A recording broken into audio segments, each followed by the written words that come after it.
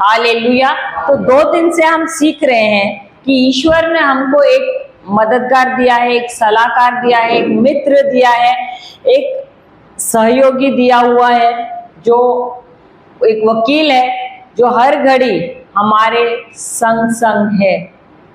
और उन्होंने कहा है कि ये सत्य का आत्मा है और ये हमें कभी भी नहीं छोड़ के जाएगा।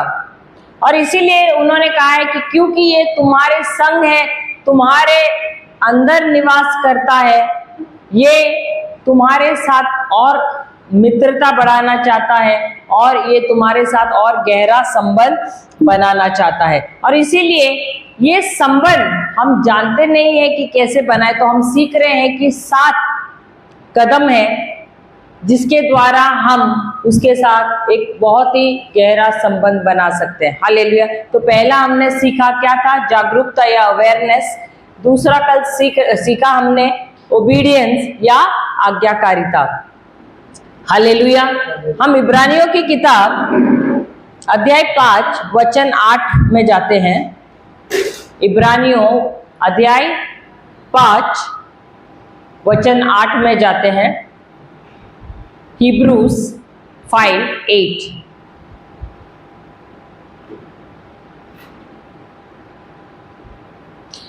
क्या हमको आज्ञाकारिता में रहना अच्छा लगता है? अच्छा लगता है या क्या ये आसान है? देखो यहाँ बैठकर हमको ऐसे लगता है आसान है, सबको घर पे जाके देखो जो सुन रहे, घर पे जाके मैं ये करूंगी, ये करूंगी, ये करूंगी, ये करूंगी, यहाँ बैठ के हम सब बोलते हैं। जैसे ही घर पे पहुंचे सब हवा हो जाता है। हुआ है कभी किसी ने देखा है ये? क्योंकि हम जहाँ बैठते हैं ना, ये हमारे साथ भी बहुत, मेरे साथ भी बहुत होता है। मैं अच्छा ये करूंगी, अरे हाँ यहाँ ये करूंगी, अरे हाँ ये करूंगी, लेकिन जैसे परिस्थिति आती है, जैसे घर पे पहुंच जाते सब भूल जाते हैं। क्योंकि वो चीजें जो हम सुन रहे हैं, भले हम सोचते कि ठान लेते हम करेंगे, लेकिन हमको मुश्किल होता है। Hallelujah, hallelujah. यही हम आज सीख रहे हैं। देखिए हाँ, पुत्र होने पर भी उसने दुख उठा कर आज्ञा माननी सीखी। ये किसके बारे में कहा गया है? प्रभु यीशु के बारे में। इसका मतलब है वो भी हमारे जैसे ही थे। अब ये जो हमको रिश्ता पवित्र आत्मा के साथ बनाना है गहराई से, तो दूसरा पॉइंट हमने सीखा, हमको आज्ञाकारिता में चलना है, ओबीडियंस में चलना है। तो जैसे हम कमजोर पड़ते हैं, वैसे ही प्रभु यीशु भी, जब उनको आज्ञाकारिता करना था, ये आज्ञाकारिता उनको सीखना पड़ा। क्यों? क्योंकि वो भी हमारे जैसे शरीर में थे। तो उनका गुरु, उनका पिता कौन था? पवित्र आत्मा था। उनको सिखाने वाला वो था। तो जब भी पवित्र आत्मा उनको कहते थे ये करना वो करना, क्या उनको आसान होता था? वचन क्या कह रहे हैं? उनको दुख उठाना पड़ा आज्ञाकारिता सीखने के लिए।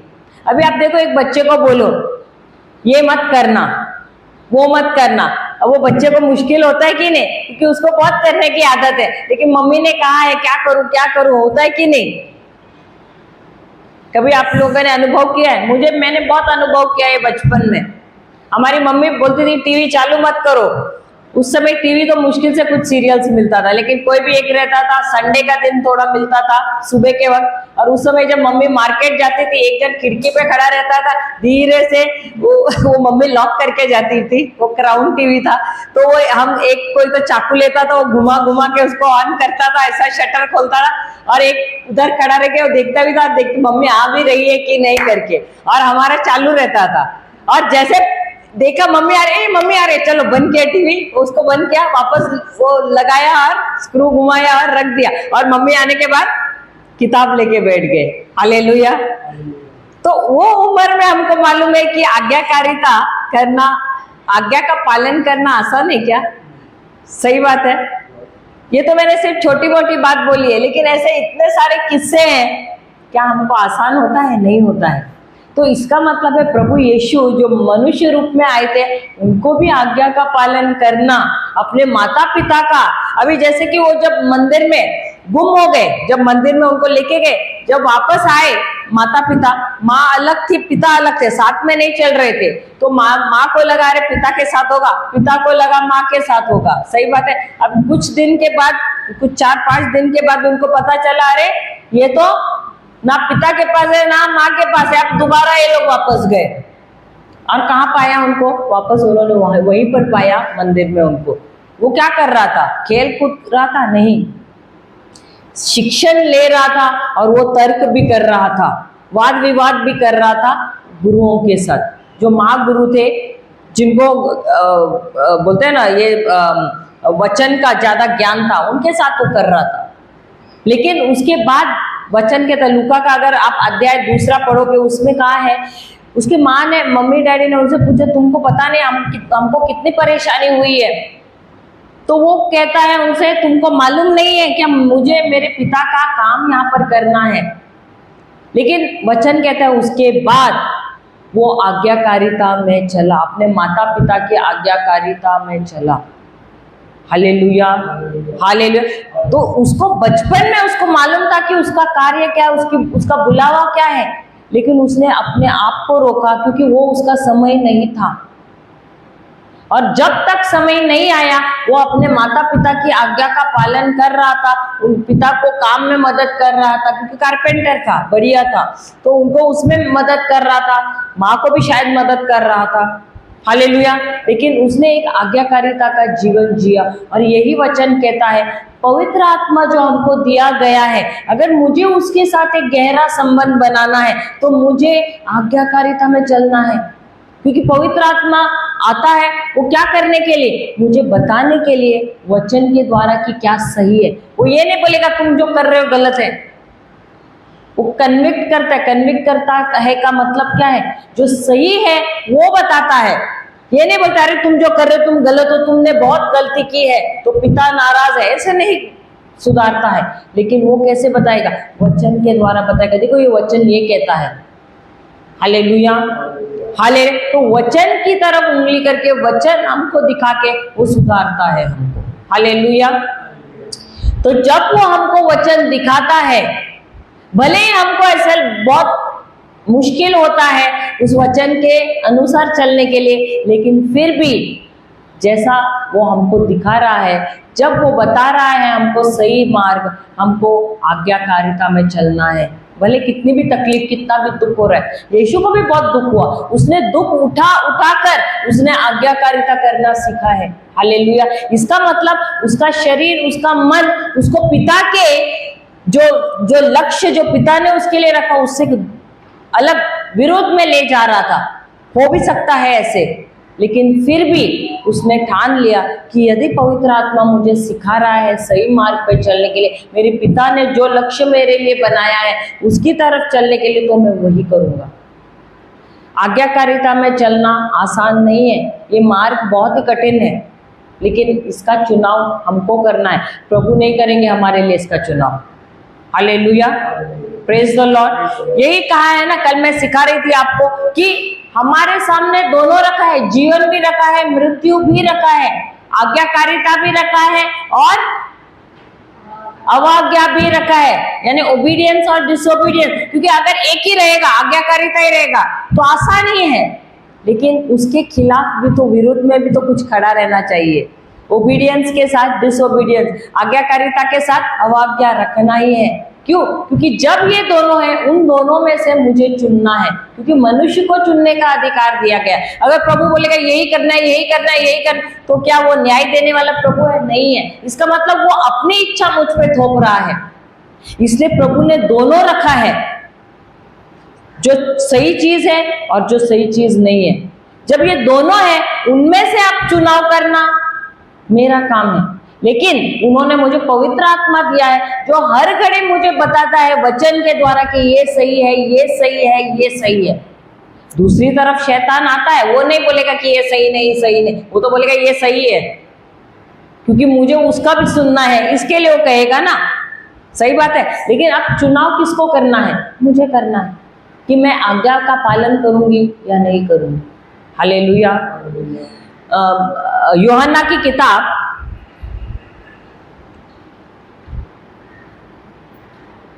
14:15, यूहन्ना सुसमाचार 14:15।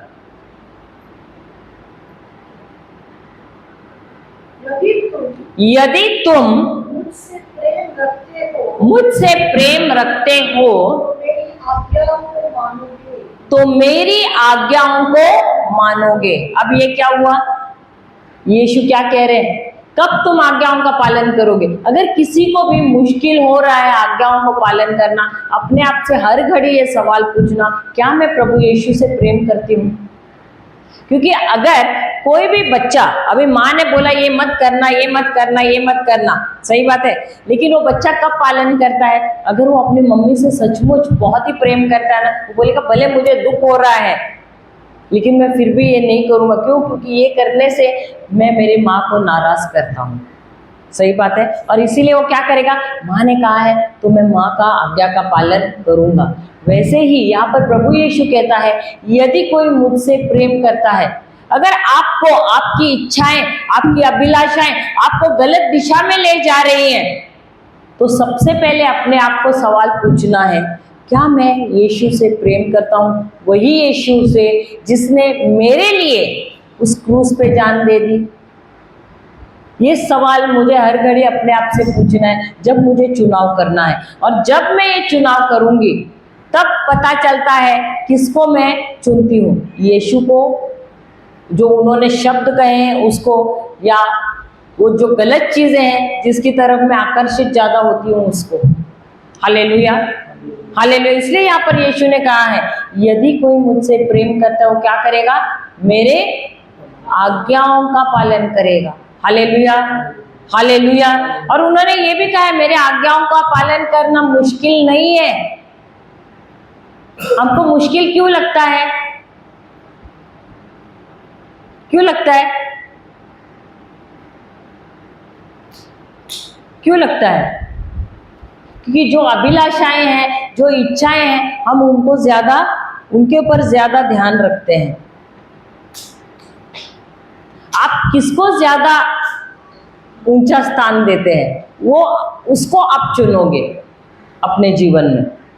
अगर आपने सचमुच यीशु से प्रेम किया है, हर घड़ी चुनाव करते समय आप बोलोगे नहीं प्रभु यीशु आपने मेरे लिए अपनी जान दी है तो मैं तुमसे बहुत प्रेम करती हूँ, क्योंकि मेरे माता पिता ने या किसी और ने मेरे लिए जान नहीं दिया है, लेकिन आपने मेरे लिए जान दिया है। क्यों? क्योंकि आप मुझसे बहुत प्रेम करते हैं, और क्योंकि आप मुझसे प्रेम करते हैं मैं भी आपसे प्रेम करती हूँ, और इसीलिए अब आज्ञाकारिता मेरे लिए मुश्किल नहीं है। Hallelujah, hallelujah, praise the Lord. हम अभी कभी कभी ऐसा होता है कि हमको ईश्वर बोलेंगे कि तुम जिसको नफरत करते हो उसे तुम क्षमा करो और उसे प्रेम करो। आसान है? आसान है? नहीं है। लेकिन उस समय मुझे याद रखना है कि प्रभु यीशु उसने भी मेरे पापों को क्या किया है? धोया है, और ईश्वर ने क्षमा किया है मेरे पापों को। तो उन्होंने कितनी मात्रा में क्षमा दी है मुझे? कई मात्रा में दी है। और मुझे कितनी मात्रा में देना है? 10 रुपया, 50 रुपया, 100 रुपये का क्षमा देना है। सही बात है। तो यहाँ पर भी मुझे चुनाव करना है, क्या मुझे क्षमा मैं करूँगी इस व्यक्ति को या नहीं। अगर मैं विश्वास करती हूँ प्रभु आपने मुझे क्षमा किया, और कई मात्रा में आपने मुझे क्षमा, हजारों करोड़ों गुना क्षमा दिया है आपने मुझे, तो एक 50 रुपया, 100 रुपया, 10 रुपये का क्षमा उस व्यक्ति को देने में कुछ मुश्किल है मेरे लिए? नहीं है। ऐसे जब मैं अपने आप से बात करना शुरू करती हूँ, मुझे सबसे पहले अपने आप से बात करना शुरू करना है, अपने आप को आगाह करना है यीशु ने मेरे लिए क्या किया है। मुझे you have to start self talking, खुद से बात करना है। जब आप देखो हम बात करते हैं खुद से, लेकिन पता है नकारात्मक चीजों के बारे में, उसने क्यों मुझसे ऐसे किया, मैं भी बदला लूंगी, ये सब बोलते हैं कि नहीं अपने आप से? कभी बोला है? कभी बोला है? बातें करते हैं कि नहीं हम अपने आप से? इतने साल अगर किसी ने आके कुछ बोला अरे मेरी मदद करो, हाँ बड़ी आई है मदद करने के लिए, जब मुझे जरूरत रहती है तभी तो आती नहीं है। आता है, ये सब बातें हम करते कि नहीं अपने आप से? वैसे ही जो यीशु ने मेरे लिए किया है उसके बारे में क्यों नहीं हम अपने आप से बात करते हैं? क्योंकि जब हम अपने आप से बात करते हैं हम क्या कर रहे हैं? अपने मन को नया कर रहे हैं उस वचन के द्वारा। और फिर आज्ञाकारिता करना क्या है, आसान हो जाता है। हालेलुया। तो हमारे रोजमर्रा के जीवन में प्रभु ने हमको दिया है ये पवित्र आत्मा, जिसके साथ हम बात कर सकते हैं। वो हमको याद दिलाता है वचन को, और उस वचन को लेकर हम उसके साथ बात कर सकते हैं। प्रभु धन्यवाद कि आपने मुझे याद दिलाया ये वचन। मुझे मुश्किल पड़ रहा था निर्णय लेने के लिए, लेकिन आपने मुझे ये वचन दिया, तो इसकी वजह से अब मुझे बहुत आसान हो रहा है निर्णय लेने के लिए और आज्ञा का पालन करने के लिए। Hallelujah, hallelujah, praise the Lord. तो ये हुआ दूसरा पॉइंट था, ओबीडियंस। तीसरा है स्टिलनेस। स्टिलनेस को क्या बोलेंगे? स्थिर रहना। क्या है? स्थिर रहना। तीसरा है स्थिर रहना। इसका मतलब लिखिए।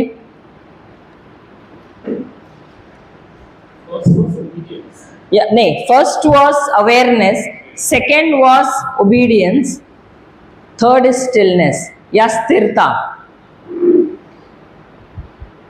क्वाइटिंग द इनर नॉइस, अपने अंदरूनी आवाज को शांत करना।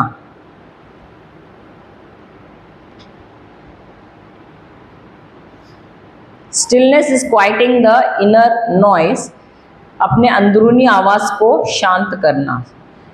इसका मतलब है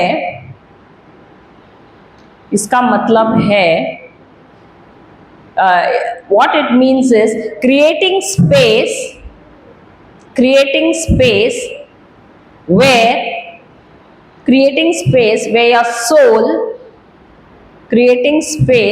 where your soul becomes quiet,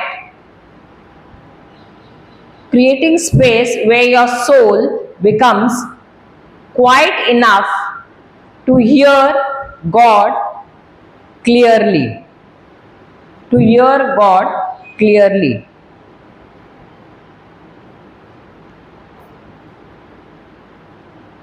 जगह बनाना अपने प्राण में जगह बनाना, ताकि वो शांत बने, ईश्वर के आवाज को सुनने के लिए। Hallelujah, hallelujah, praise the Lord. यूहन्ना 10:27 लेते हैं। जॉन 10:27।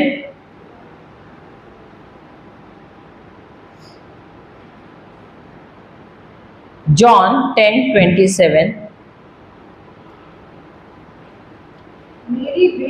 मेरी भेड़ें मेरा शब्द सुनती है, मैं उन्हें चाहता हूँ, मैं उन्हें जानता हूँ, और वे मेरे पीछे पीछे चलती है। देखो, एक बात हमको याद रखना है, प्रभु तो हमको जानता है, क्या हम उन्हें जानते हैं? अगर हम उनको सचमुच जानते तो क्या हम उनकी आवाज को पहचानते थे? मुझे याद है, अभी पिछले संडे को ही हमारे फादर ने जो सरमन दिया पिछले मिसा के टाइम पे, तो वो कहने लगे, नए फादर थे कोई, तो वो कहने लगे कि हम कहीं तो एक भेड़शाला में, यानी जहाँ पर ये भेड़ रखते हैं ना, वहां पर हम गए थे। तो वो सब घास खा रहे थे, सबका सर नीचे था भेड़ों का, और वो घास खा रहे बोलते। तो हमने ना ये सुना था ये कि मेरी भेड़ मेरा आवाज सुनती है और मेरे पीछे पीछे आती है।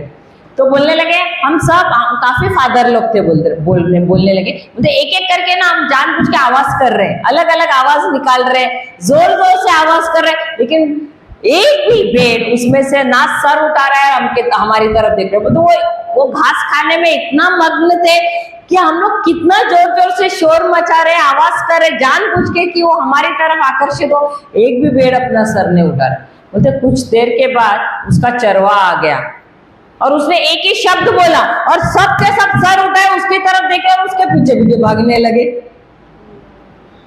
हालेलुया। बोलता हम लोग ऐसे चौंक गए, बोलते कब से हम उन लोग को अपनी तरफ आकर्षित करने की कोशिश कर रहे हैं, अब हम किस प्रकार के भेड़ है? थोड़ा सा आवाज आता है झट से हमारा ध्यान कहाँ जाता है? हाँ, जाता है कि नहीं? तो वही मैं बोल रही हूँ, ईश्वर जानता है हमको, लेकिन क्या हम उनको जानते हैं? संसार में इतनी सारी आवाज हो रही है, उन आवाज में क्या हम उनकी आवाज को पहचानते हैं? मैं तो कहती हूँ हमसे भी अधिक अच्छे तो ये भेड़ है, कम से कम अपने चरवाह की आवाज सुनते हैं। अगर वही आवाज कोई और वैसा ही डुप्लीकेट निकालेगा तो भी नहीं सर उठाएंगे। यानी वो कितने अच्छी तरह से अपने चरवाह की आवाज समझते हैं। Hallelujah, hallelujah. और हम थोड़ा भी किसी ने भी वैसी आवाज निकालने की कॉपी की तो हम फिर फटक से उठ के देखते हैं। सही बात है। इसका मतलब हम प्रभु की आवाज को जानते ही नहीं है। Hallelujah, hallelujah. और इसीलिए वचन क्या कह रहा है? मेरी जो सचमुच में भेड़, तो हम अपने आप से हमको पूछना है, हम सच्ची की भेड़ है या हम डुप्लीकेट भेड़ है? कौन है हम? आर यू डुप्लीकेट शीप और are you really a sheep of the Lord? हाँ, कैसे पता है कि आप सचमुच के उसकी भेड़ है? ये कि आप अंतर करोगे कि यार प्रभु ने मुझसे बात किया है या अजनबी ने बात किया है। और जब अजनबी का आवाज आता है, क्या मैं उठ के सर घुमा के देखता हूं? अगर वो अजनबी का है तो मुझे सर उठाने की जरूरत है क्या? कान देने की जरूरत है क्या? देखो, इस संसार में बहुत शोर हो रहा है, कई तरह से, यहाँ युद्ध है, वहां ये है, वो है, सब समाचार सुनाई दे रहे हैं हमको। तो मैंने मेरे कान किसके लिए खोले हुए हैं? क्या मेरे कान कोई भी चीज के लिए खुले रहते हैं? या सिर्फ प्रभु की आवाज सुनने के लिए? हाँ, हालेलुया, हालेलुया। बाइबल में एक किरदार है एलाइजा करके, उसके जीवन में भी समस्या आई, क्योंकि उस समय बारिश नहीं हुआ था वहां पर, और उसकी वजह से इजराइल में उसने घोषणा की थी कि 3-3.5 साल तक यहाँ पर बारिश नहीं होगी। और वो चला गया वहां से, राजा को उसने बताया, 3 साल तक वहां पर इजराइल में बारिश नहीं हुई। 3 साल के बाद उसने प्रार्थना करना शुरू किया, और उसने उससे पहले जो बाल जो है, जो ये इजरायली लोग, वो राजा जो है, उसने जो जिससे शादी किया, जेजबेल करके जो रानी है, उसके साथ शादी किया था, वो मूर्ति पूजा करती थी। बाल नामक कोई देवता है, उसकी पूजा करती थी, जो ईश्वर को पसंद नहीं था।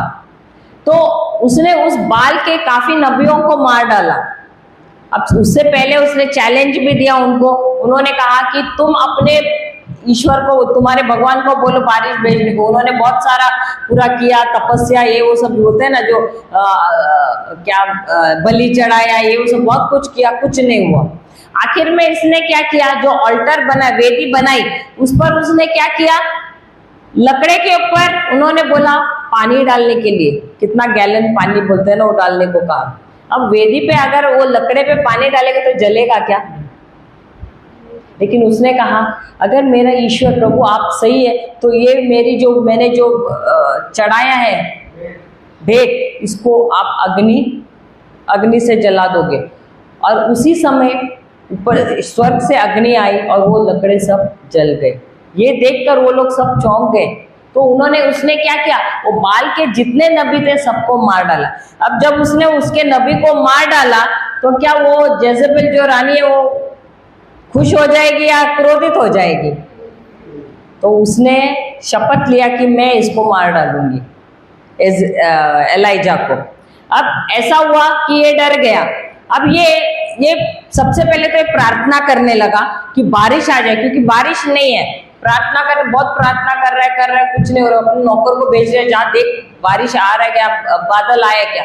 काफी देर तक प्रार्थना करके बार बार वो जा रहा है, सेवक, और देख रहा है। फिर एक बार उसने काफी देर तक किया, उसने बोला, अरे मुझे बादल नजर आ रहा है, लेकिन मेरे हाथ का जो साइज है उतना दिख रहा है बादल। तो ये और प्रार्थना करने लगा, और वो बादल आ गया, और उसने राजा से कहा कि आप जाओ यहाँ से, क्योंकि अभी बारिश बहुत जोर से आने वाली है। तो अपने रथ पे और राजा अपने महल की तरफ बढ़ने लगा, और वो चला गया। और जैसे पहुंच रहा, बारिश जोर जोर से गिरने लगी। 3 साल के बाद बारिश होती है इसकी प्रार्थना की वजह से। अब ये रानी ने शपथ लिया इसको मारने के लिए, तो ये क्या कर रहा है, ये भाग रहा है। भाग रहा है और एक गुफा में छुपा हुआ है। जब वो गुफा हम जाते पढ़ते हैं, अब ये वहां का है, मुझे वो पूरा पढ़ना नहीं था इसलिए मैंने वहां से किया। 19 दूसरा राजा 19 सॉरी पहला राजा 19:11 पहला राजा 19:11 से 13 पढ़ते हैं। First Kings. उसने कहा निकलकर यहोवा के सम्मुख। देखो अब ये क्या कर रहा है, ये गुफा में छुपा हुआ है। और क्यों छुपा है? प्रभु से कहता है कि देखो वो जो रानी है वो मुझे मारने वाली है और अब नबियों में से मैं ही बचा हुआ हूं और मेरी भी जान जाएगी, तो अब कौन बचेगा आपकी सेवा के लिए? तो प्रभु ने उसको कहा तुम मुझे यहाँ मिलना, गुफा के बाहर मिलना। अब पढ़ना। निकलकर यहोवा के सम्मुख। वैसे ही स्टार्ट हो रहा है, कैसे स्टार्ट कैसे हो रहा है? उसने कहा निकलकर यहोवा के सम्मुख। निकलकर यहोवा के सम्मुख पर्वत पर खड़ा हो। किसने कहा? ये यहोवा ने कहा, ईश्वर ने उससे कहा तुम अपनी गुफा में से बाहर निकल और तुम पर्वत पर आकर खड़ा रहना। फिर और यहोवा पास से होकर चला। यहोवा पास से होकर चला और यहोवा के सामने एक बड़ी प्रचंड आंधी से पहाड़ फटने और चट्टानें टूटने लगी। तो भी यहोवा उस आंधी में न था। फिर आंधी के बाद भूकंप हुआ तो भी यहोवा उस भूकंप में न था। फिर भूकंप के बाद आग दिखाई दी तो भी यहोवा उस आग में न था। फिर आग के बाद एक दबा हुआ धीमा शब्द सुनाई दिया। यह सुनते ही एलिया ने अपना मुंह चादर से ढाका और वहां जाकर गुफा के द्वार पर खड़ा हुआ। फिर एक शब्द उसे सुनाई दिया, हे एलिया तेरा यहाँ क्या काम? बस हालेलुया हालेलुया। अब ये जो एलाइजा है ये सोचता है कि ईश्वर ने मुझे बुलाया है यहाँ पर पर्वत पे, इसका मतलब ईश्वर जोर शोर से बात करेगा। हालेलुया। कैसा बात करेगा? जोर शोर से। अधिकतर हमको भी ऐसा ही लगता है ना, अगर प्रभु ने इनसे बात किया, मूसा से बात किया, इजरायली लोगों से बात किया, अब्राहम से बात किया, तो उनको जोर से आवाज सुनाई दिया। तो हम भी अपने रोजमर्रा के जीवन में हम क्या सोचते हैं कि प्रभु बात करेगा तो हमसे जोर से बात करेगा। सही बात है। तो ये भी यहाँ पर यही सोच रहा है कि अब प्रभु आ रहे हैं तो मेरे साथ जब बात करेंगे तो जोरों से बात करेंगे। हालेलुया। ये सब हमारी गलत धारणा है। लेकिन यहाँ प्रभु दिखाते हैं कि वो धमाकेदार आवाज से बात नहीं करते हैं, लेकिन वो एक शांत आवाज से बात करते हैं, एक धीमी आवाज से बात करते हैं। अब ये ऐसा क्यों है?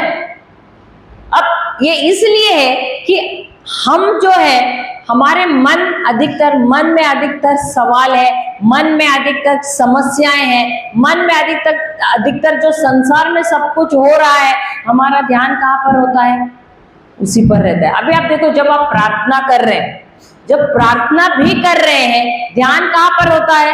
बाकी टाइम देखो आप काम कर रहे हो, कुछ भी कर रहे हो ना, आपके मन में ज्यादा ख्याल नहीं आएंगे। लेकिन जैसा आपने प्रार्थना के लिए बैठ गए, अभी जो पूरे दिन में आपको जो विचारने हैं ना, उतने विचार उस समय आ जाएंगे। सही बात है। कभी आपने गौर किया है जो कभी हो सकता है सालों साल तक किसी व्यक्ति का आपको ध्यान नहीं रहेगा, उस समय आपको याद आएगा उसने मेरे साथ ऐसा बर्ताव क्यों किया, तभी पता नहीं वो इतना सालों का आपको वो वहां पर आ जाएगा ध्यान। हालेलुया। तो इसीलिए यहाँ पर यीशु हमसे क्या कह रहे हैं, ईश्वर क्या कह रहे हैं, अगर तुमको मेरे साथ रिश्ता बढ़ाना है, मेरे पवित्र आत्मा के साथ रिश्ता बढ़ाना है, सबसे पहले तुमको सीखना है तुम्हारे मन में जो विचार है, तुम्हारे मन में जो विवाद है, तुम्हारे मन में जो कुछ हो रहा है कॉन्फ्लिक्ट, वो सबको तुमको क्या करना है, शांत करना है, उसको निकालना है। क्योंकि जब तक वो तुम्हारे मन में रहेंगे तुमको मेरी आवाज सुनाई नहीं देगी, क्योंकि प्रभु तो अपना काम कर रहा है बात करने का, लेकिन मुझे क्यों नहीं सुनाई दे रहा है, क्योंकि मैंने मेरे कान को अलग अलग जगह पे लगाया हुआ है, अलग अलग आवाजों पे लगाया हुआ है। प्रभु का आवाज तो मैंने ध्यान ही नहीं दिया, लेकिन जो सुनाई दे रहा है ना, संसार की आवाज, संसार का समाचार, ये सारे चीजों पे लगाया हुआ है। Hallelujah, hallelujah. और इसीलिए क्योंकि मेरा मन शांत नहीं है, देखो इस मन को तुमको शांत करना है। जब तक इस मन में जो ख्याल आ रहे हैं उसको शांत नहीं कर रहे, उसको रफा दफा नहीं कर रहे, आपको प्रभु की आवाज नहीं सुनाई देगी। स्थिर रहने का मतलब क्या है, तुम्हारे मन को विश्राम में लाना, putting your mind at rest. लेकिन क्या हम अपने मन को विश्राम में ला रहे हैं? इसीलिए प्रभु की आवाज नहीं सुनाई देती। मुझे याद है जब शुरुआत में जब मुझे पता चला या ईश्वर बोल रहे मेरी भेड़ मेरा आवाज सुनती है, तो मैं बोला हाँ मैं तो भेड़ हूं, और मैं उनकी आवाज सुनने की कोशिश कर रही थी। जितना कोशिश कर रही थी उतना हार रही थी। क्यों? क्योंकि मैं सोच रही थी अगर यीशु को अपने पिता का आवाज सुनाई दिया इतना जोर शोर से, तो मुझे भी वैसा ही सुनना चाहिए। अगर वो प्रीचर कह रहा है कि उसने प्रभु का आवाज सुना, तो मुझे लगा कि हाँ प्रभु जोर जोर से बात करता है, और मैं सोच रही थी कि प्रभु जोर जोर से मेरे से बात करेंगे। लेकिन कितना मैं कोशिश कर रही थी, मैं उसमें नाकामयाब हो रही थी। फिर आखिर में जब मुझे ये वचन मिला कि ईश्वर हमसे जोरों से बात नहीं करते, लेकिन एक स्थिर आवाज में, एक शांत आवाज में बात करते हैं, और इसके लिए मुझे क्या करना है, अपने आप को सबसे पहले शांत करना है। जो अंदर समस्याएं चल रही है ना, उन समस्याओं को बोलना है चुपचाप बैठ। जो अंदर लहरें उठ रही है ना, ऊपर नीचे जा रही है, उनको कहना है शांत रहे। और वैसे करते करते मैं घंटों बैठती थी। सुबह जल्दी उठती थी तो मुझे आवाज सुनना था, तो मैं कोशिश करती थी। मैं कभी कभी घुटनों पे भी रहती थी सुनने के लिए आवाज, कि प्रभु मुझसे अब बात करो, अब बात करो, अब बात करो। लेकिन प्रभु तभी भी ट्रेनिंग दे रहे थे, तभी भी मुझे काफी दिन तक आवाज नहीं सुनाई दी, और मैं हार भी जाती थी। मैं बोले नहीं, ये तो लगता है शायद मैं इसके लायक नहीं हूँ, प्रभु मुझसे बात नहीं करना चाहते हैं। लेकिन वचन में तो ऐसे नहीं कहा है।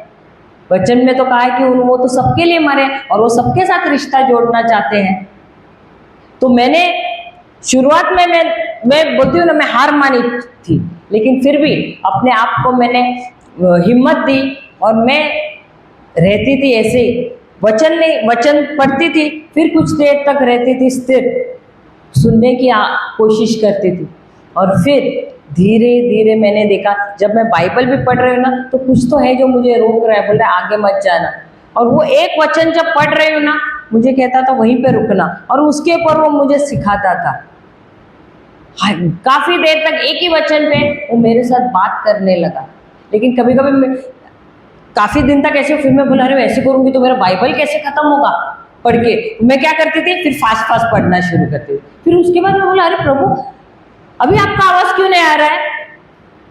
फिर वो मुझे बोलते तुम्हें घाई लगी है ना बाइबल खत्म करने, कर लेना खत्म।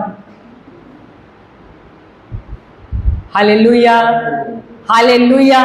तो प्रभु बात करते हैं हमारे साथ, ऐसा नहीं कि नहीं करते, लेकिन वो परखते हैं क्या तुम रुकने के लिए तैयार हो। इसलिए शुरुआत में ना आपसे बात ही नहीं करेंगे, वो देखते हैं तुम्हारे अंदर कितना पेशेंस है, कितना संयम है, कितना धीरज है, कितना तुम रुक सकती हो। और फिर वो धीमी सी आवाज में आपसे बात करेंगे। आज तो मैं भीड़ में रहूंगी तो भी मैं उनकी आवाज सुनती हूँ, क्यों? कैसे पता कि वो बात कर रहे हैं? क्योंकि वो अपने वचन के अलावा दूसरा कोई शब्द बोलेंगे ही नहीं। और जब प्रभु बात करते हैं ना, आपके अंदर कोई भी आप विचलित नहीं होंगे, लेकिन आपके अंदर एक शांति आ जाएगी, एक आनंद आ जाएगा। तब आप जानते हैं कि प्रभु मेरे साथ बात कर रहे हैं। हालेलुया। लेकिन क्या हमारे अंदर वो पेशेंस है, वो धीरज है रुकने के लिए? हो सकता है 1 महीना वो आपसे बात ही नहीं करेंगे, आप इंतजार कर रहे हैं, इंतजार, प्रभु बात करो बात करो बात करो। रुको 1 घंटा 2 घंटा रुको, लेकिन आपके अंदर कितना धीरज है रुकने? क्या पेशेंस है उतना रुकने के लिए? जो हमको जो चीज नहीं चाहिए उसके लिए हम कितना धीरज रखते हैं। सही बात है, साल भर भी रखेंगे, लेकिन प्रभु के लिए क्यों नहीं रखना चाहते? रखना है। आप देखोगे, अगर मुझे रिजल्ट मिला है तो आपको क्यों नहीं मिलेगा? रुकना है। प्रभु चाहता है कि हम रुके। और कभी कभी ऐसे करेगा, 1 दिन बात करेगा, 4 दिन ऐसे देखेगा, तुम कितना उसके लिए तड़प रहे हो, कितना तुम उसको खोजने के लिए तैयार हो। वो उसको भी अच्छा लगता है। हम कैसे हाइड एंड सीक खेलते हैं ना, लुका छुपी, वो भी हमारे साथ खेलता है। क्या तुम निराश हो जाते हो? वो देखना चाहते हैं, और इसीलिए वो कभी कभी वैसा भी करते हैं। आज बात किया तो चलो 2 दिन के बाद बात करना बंद करेंगे। देख रहे हैं कि क्या तुम फिर भी रुकने के लिए तैयार हो, उनका आवाज सुनने के लिए अभी भी तड़प रहे हो। देखो, वो चाहता है कि तुम्हारी निर्भरता संसार के चीजों पे नहीं, उन पर ही रहना चाहिए। जैसे माँ अपने बच्चे को, कभी कभी देखो बच्चा ऐसे मस्ती कर रहा है तो माँ जानबूझ के छुपेगी, छुप के देखेगी क्या कर रहा है क्या कर रहा है, वो मुझे ढूंढ रहा है कि नहीं, करते हैं कि नहीं? फिर वो बच्चा ढूंढता ढूंढता आएगा तो मम्मी को कितनी खुशी होती है, हाँ मेरे को ढूंढ रहा है और वो और ऐसा ऐसा छुपते है कि नहीं? देखा है कभी? तो प्रभु भी हमारे पिता है, वो भी हमारे साथ वही करते हैं, और वो चाहते हैं कि हम उनको ढूंढें, उनको खोजें। उनको भी बहुत खुशी मिलती है जब हम बताते कि हम उनसे कितना प्रेम करते हैं, हमारी निर्भरता सिर्फ उन पे है। हालेलुया। और इसीलिए भले वो समय आपको लग रहा है तो थोड़ा जल्दी उठो, बैठो। ऐसा नहीं कि नींद आएगा दोपहर में थोड़ा देर सो जाओ, लेकिन थोड़ा जल्दी उठो, कोशिश करो उनसे। और एक बार आप बात करना शुरू करोगे ना, और वो आपसे बात करना शुरू करेंगे, कैसे घंटे चले जाते आपको पता भी नहीं चलेगा, और आपकी नींद भी निकल जाती है। हालेलुया। प्रभु को बहुत अच्छा लगता है जब हम उनके साथ बैठकर बात करते हैं। दिन भर हम उनके साथ वैसे ही बात कर सकते हैं। एक छोटा बच्चा देखो अपनी माँ के साथ इतना सवाल पूछता है, इतना, माँ थक जाती है क्या? नहीं, वो प्यार से फिर भी उसको उत्तर देती है कि नहीं। वैसा ही ये पवित्र आत्मा हमारे साथ है, और वो हमसे बात कर रहा है, हम लोग उसको जवाब ही नहीं दे रहे। वो हमसे बात करना चाहता है और गहरा रिश्ता चाहता है, लेकिन हम कान ही नहीं दे रहे हैं।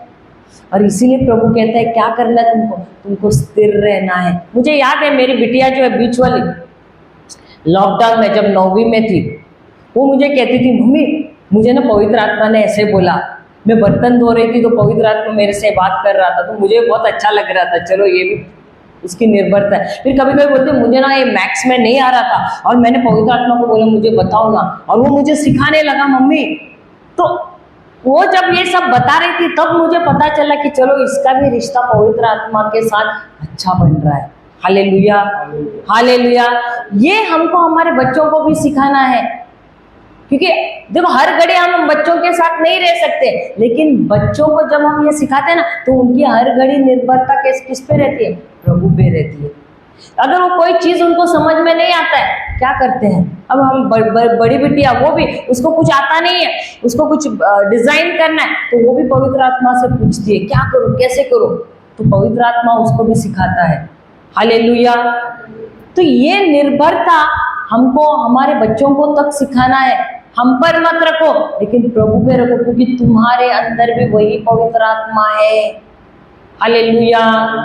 और ये पवित्र आत्मा रुका हुआ है कि कब तुम स्थिर रहोगे, कब तुम शांत रहोगे, और तुम कब मुझ पे निर्भर होगे, मुझसे कैसे बात करोगे, कब करोगे।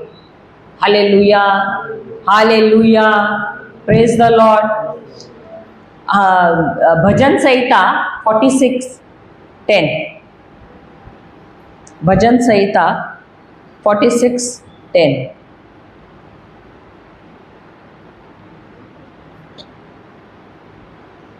Psalms 46:10.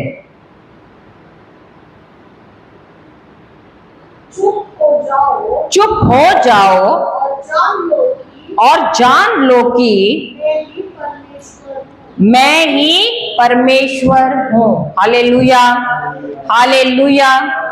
तो ये किसने कहा है? ये राजा दाऊद है। वो कह रहा है कि तुमको कैसे रहना है? स्थिर रहना है, शांत रहना है।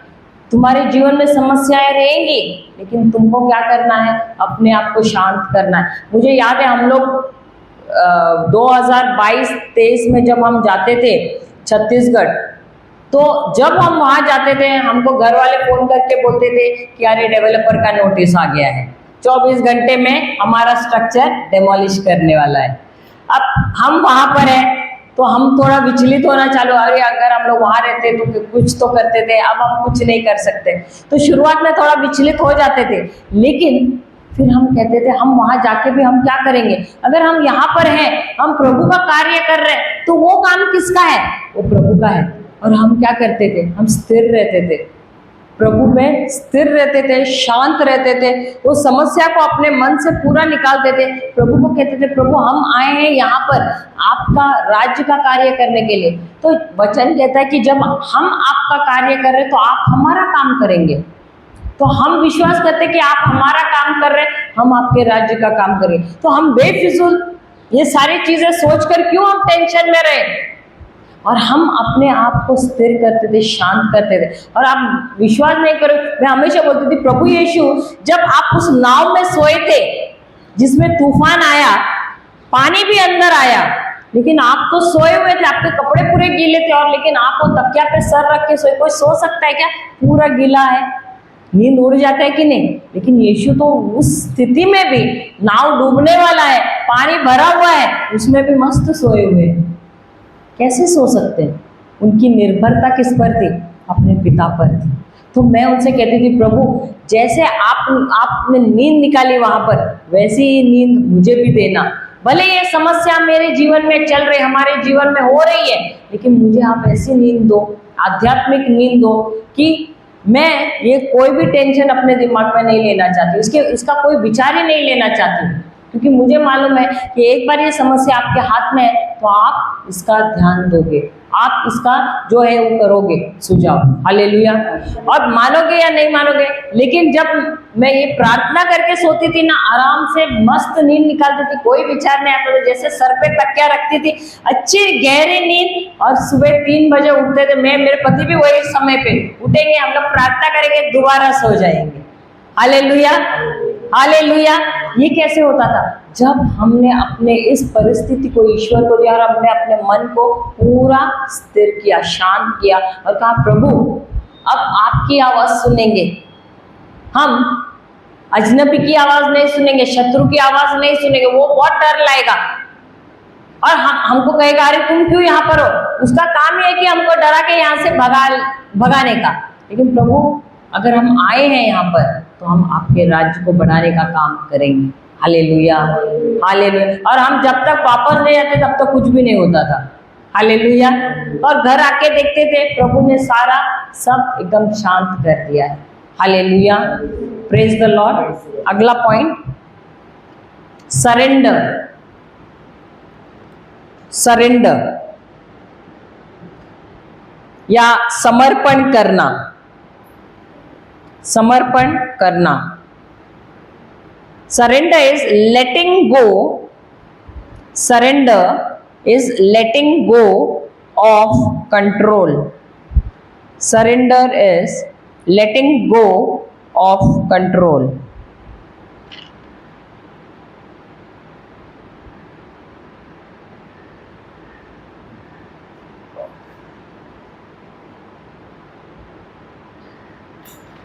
एक minute.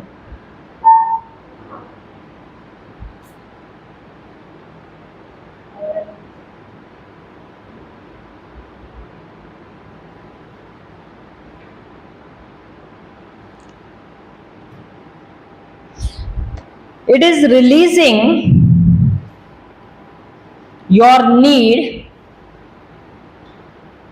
It is releasing your need to manage or control to manage or control your own life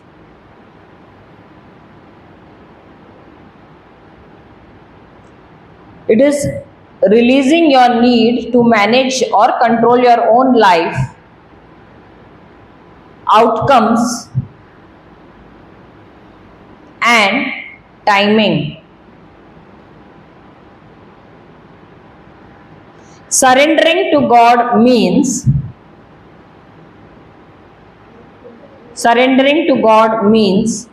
to set aside our own plans,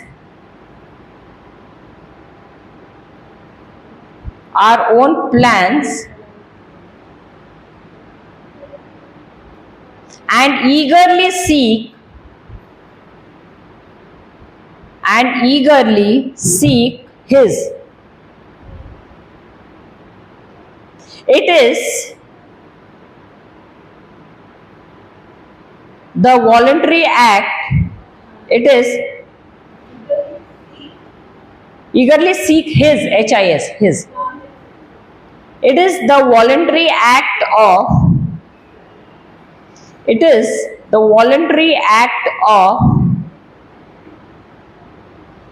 yielding. It is the voluntary act of yielding your will, plans, and control.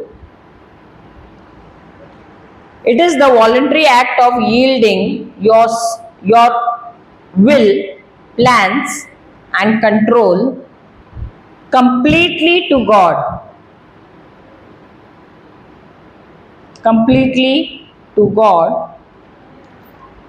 Placing yourself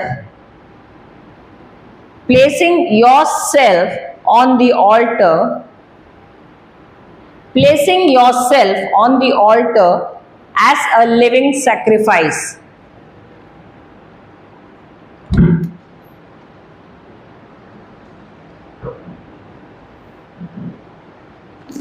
It is not considered weakness.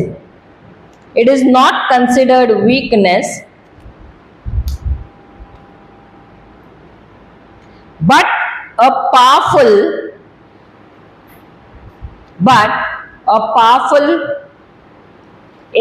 intentional decision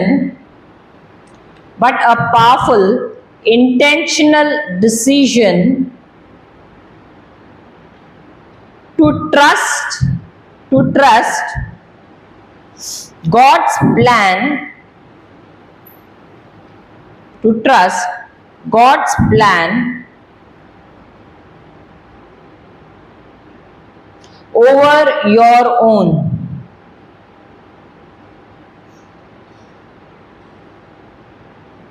Allowing His power to work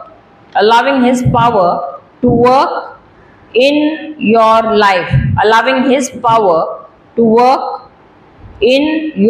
life.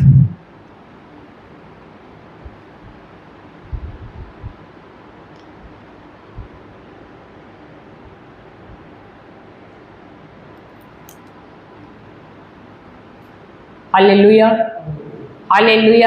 तो हमारे जीवन में ऐसी परिस्थितियां होती हैं जहां पर हम सब अपनी इच्छा के अनुसार करना चाहते हैं। सही बात है, हम सब की अपनी अपनी इच्छाएं हैं, अपनी अपनी अभिलाषाएं हैं। We have our own desires, right. और हमारे खुद के प्लान्स रहते हैं, योजनाएं रहती है, और हम चाहते हैं कि जो हमने सोचा है, जो हमने निर्णय लिया है, उसके अनुसार ही काम हम करें। लेकिन ईश्वर ने जो हमको पवित्र आत्मा दिया है, ये पवित्र आत्मा क्या करता है, उसको पता है, वो ईश्वर के मन को जानता है। ये पवित्र आत्मा है, जिस प्रकार हमारी आत्मा हमारे मन को जानता है। हमारे मन में क्या चल रहा है कौन जानता है? हम खुद जानते हैं। उसी प्रकार ईश्वर का आत्मा ईश्वर के मन में क्या चल रहा है वो जानता है, और वो ये भी जानता है कि ईश्वर के मन में हमारे संबंध में क्या योजनाएं हैं। समझ में आया? तो वो जानता है कि प्रभु ने मेरे लिए क्या योजनाएं बनाई। लेकिन यहाँ पर मेरी योजनाएं मुझे मालूम है, मेरी आत्मा को मालूम है कि मैंने क्या योजनाएं बनाई है। सही बात है। अब मुझे मालूम है प्रभु की योजना मेरे लिए क्या है, लेकिन मेरे मन में, मेरे आत्मा में मुझे मालूम है मेरी क्या योजना है। और इसलिए हर घड़ी में क्या कर रही हूँ, कोशिश कर रही हूँ कि जो मैंने निर्णय लिया है, जो मैंने ठाना है, वही मैं करूँ अपने जीवन में। सही बात है। लेकिन क्या मुझे यकीन है कि जो मैंने डिसीजन लिया है, जो निर्णय लिया है, वो मेरे लिए अच्छा ही होगा हर बार? अभी मुझे कोई करियर करना है, मुझे मालूम नहीं आगे तक वो अच्छा होगा, लेकिन मेरा जो मन है वो एक सीमित है। हमारा ये जो माइंड है या ब्रेन है वो सीमित है। वो जो आजकल, अच्छा अभी आज सब बोले एआई चल रहा है, चलो एआई करेंगे, ये सब चीजें थोड़े समय के लिए। लेकिन प्रभु को मालूम है मेरे लिए करियर क्या अच्छा है। इसलिए जब हमारे बच्चों को जब निर्णय लेना है ना, तो हमने बोला तुम ऐसे ही मत बोलो, प्रभु की उपस्थिति में जाओ। बड़ी वाली को जब बोला, मेरे हस्बैंड उसको बोले तो इंजीनियरिंग कर, पहले बोली मुझे साइंस लेना है, तो उन्होंने बोला साइंस मत ले, कॉमर्स लेना, तो बोली नहीं मुझे साइंस लेना है। फिर रिजल्ट आने के बाद उसको इतने अच्छे परसेंटेज नहीं थे, तो उसने ऐसे सोचा कि नहीं मैं कॉमर्स लेती। फिर इन्होंने बोला अभी तूने साइंस बोला तो अभी साइंस ले ले, ऐसे हुआ। तो बोली नहीं मैं कॉमर्स लेती हूँ ऐसा। फिर उन्होंने बोला तुझे साइंस लेना था तो लेना, तो उसने ले लिया। अब ऐसे हुआ साइंस में 12th में भी उसने पढ़ाई नहीं बराबर किया, उसमें भी उसको एक्चुअली ठीक ठाक मिला परसेंटेज। और वो इसके लिए भी साइड बाय साइड एंट्रेंस के लिए भी कर रही थी। तो मेरे हस्बैंड ने बोला तो इंजीनियरिंग करना, तो बोलने लगी नहीं मैं कुछ और करूंगी, लेकिन मैं इंजीनियरिंग कभी नहीं करूंगी। अब ऐसे बोला तो फिर मैंने भी बोला इनको फोर्स मत करना, अगर फोर्स करेंगे इंटरेस्ट नहीं है, फायदा नहीं है। फिर ऐसे हुआ उसका 12th का रिजल्ट आ गया, तो इन्होंने बोला अभी इंजीनियरिंग करने वाली है क्या, बोली नहीं। फिर उसकी फ्रेंड ने बोला चलो हम लोग रिट्रीट को जाते हैं। तो दोनों मिलकर, हमको एक दिन बोल रहे मैं रिट्रीट को जा रही हूँ, तो तापुर गई वो रिट्रीट के लिए। उस समय ब्रदर जॉनसन यहाँ नहीं आ रहे थे, तो गई वहां पर, और वहां से आई और बोलने लगी मैं कर रही हूँ इंजीनियरिंग। हम बोला हाँ हमने तो दबाव नहीं डाला, लेकिन पता नहीं वहां शायद उसने प्रभु के साथ बात किया और सब उसकी वजह से ले ले। फिर खुद गई, अकेली गई अपने फ्रेंड के साथ, फीस और भरा, सब एडमिशन वगैरह सब उसने किया, उसने और उसके सहेली दोनों ने भी लिया। और प्रभु के देखो, जो प्रभु ने उसको मार्गदर्शन दिया उसके अनुसार वो कर रही है, और प्रभु उसको तरक्की पे तरक्की भी दे रहा है। हालेलुया। वैसे मतलब पवित्र आत्मा जो हमको दिया है, जब हम समर्पित करते हैं अपने प्लान्स को, अपने जो है इच्छाएं, उनको योजनाएं जो है उनको बताना है प्रभु ये मेरी इच्छा है, लेकिन मुझे मालूम नहीं ये मेरे लिए अच्छा है या नहीं है। ये लंबे रन में यानी लॉन्ग रन के लिए, मेरे लंबे दौड़ के लिए मुझे सही है कि नहीं मुझे मालूम नहीं है। नई नई चीजें तो आ रही है, लेकिन क्या ये नई चीजें ज्यादा देर तक चलने वाली है या नहीं है मुझे नहीं मालूम। लेकिन आप तो सृष्टि रचेता है, आपको तो सब कुछ पता है कि क्या अच्छा है, क्या आगे तक चलेगा, क्या मेरे लिए मेरे जीवन में फायदा भी लाएगा, और जो मैं कर रही हूँ वो आपके राज्य के लिए भी फायदा लाना चाहिए। अब बड़ी वाली आईटी का किया उसने इंजीनियरिंग, लेकिन जब ब्रदर जॉनसन आए पिछले साल, तो उनको जो आईटी का जो काम था वो तक वो उनको उसमें मदद कर रही थी। देखो जो किया वो प्रभु के राज्य के लिए भी। अभी बैनर्स वगैरह, पोस्टर्स भी काफी बार मेरी बिटिया भी हमारी बिटिया बना रही है। फिर वो जो हमारे अपलोडिंग का काम है वो कर रही है, हमारे वीडियोस जो कुछ भी है। तो देखो जो भी काम कर रही है, प्रभु देख रहे हैं कि ना सिर्फ उसके सांसारिक जीवन के लिए, परंतु उनके राज्य के लिए भी वो काम में आए, वैसा उसको उन्होंने चुनने का मौका दिया है। Hallelujah, hallelujah. तो हमारे सबके अंदर अभिलाषाएं हैं, इच्छाएं बहुत कुछ है, मुझे ये करना है, मुझे वैसा बनना है, सब कुछ है। लेकिन ये सारी जब अभिलाषाएं हम प्रभु के पास लेकर आते हैं और उनके सामने रखते हैं और उनको बोलते हैं प्रभु ये सारी मेरी इच्छा है, लेकिन मुझे मालूम नहीं है ये कार्य करेंगे कि नहीं। आपने कभी देखा है जो पानी के नीचे जो सबमरीन रहता है, कहाँ रहता है? पानी के नीचे रहता है, इसलिए उसको क्या बोलते हैं? सबमरीन। उसी प्रकार हम जो सबमिट करते हैं, सबमिट का मतलब क्या है?